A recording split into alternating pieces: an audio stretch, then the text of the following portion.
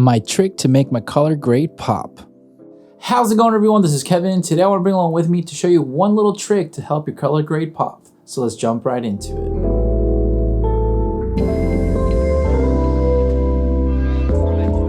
I wanted to do a little bit of a somewhat tutorial that's going to be relatively quick to show you one thing that I've been doing more often now to make my color grades pop even further. This is something that I kind of used to not implement as often with all my footage, just mainly because I wanted to be more fast and efficient with what I wanted to put out, and I thought it was still fine the way that I was doing it. But I'm going to show you this one quick tip using the S curve that I thought has been great to use for my footage to make it pop and make it nicer looking. So we're going to go ahead and go straight into Premiere Pro, and I'm going to show you exactly what I do. So now that we're here in Premiere Pro, I'm going to show you exactly what I've done to get myself to be able to get to this section right here into the color grade with this one trick. So now we're going to delete the lumetri adjustments that I've done for this one just to start over and everything. I mean, it's not really relevant if I get to the same thing, but you'll see what I'm talking about here shortly.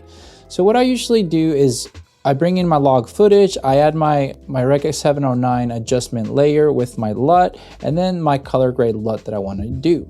Now where I go ahead to add to make these pop however I want to, I come out to the curves adjustment layer, and then I just hit 1, 2, 3, 4, 5 dots right there to make an S curve. The S curve is going to make everything pop a lot smoother and just make it a lot nicer in my honest opinion. So now if I go to my lumetri scope section right here, I'm going to show you kind of what it's going to do. So I'm going to start rolling off the highlights just to make it run a little bit smoother, as well as the black section right here, just to make it a little bit nicer and not so like harsh like transition, which is one of the main reasons why you want to do this. So then I start bringing down my darker areas into the shadows and everything just to kind of darken a little bit, as well as start rolling off the highlight section just a little bit, ever so slightly, so that we can get to a good starting point. Because if I start the before and after, that showcases you what it does.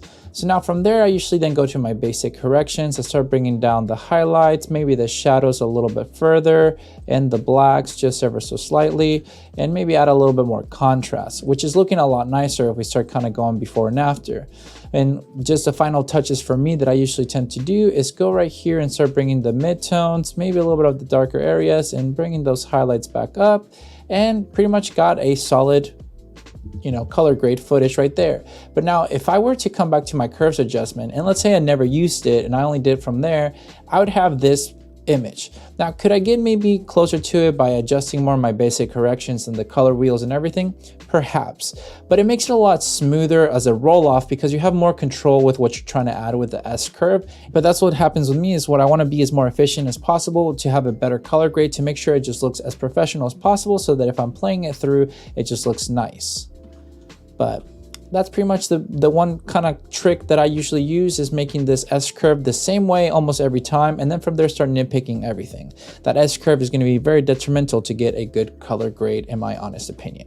And that's the one trick that I use every time with my color grading. That S curve right there is very important when it comes down to my color grading, just to make sure everything ties in together and looks nicer and makes it pop even better. So if you're wanting to make your color grade look a lot nicer, make sure you use that S curve, and don't be afraid to test out with what could work best for your footage. But that's how I usually use it whenever I'm doing my color grading for my videos. So if you like my color grades and the type of colors that I use, my LUTs are always in the description below that you can go check out and support the channel that way.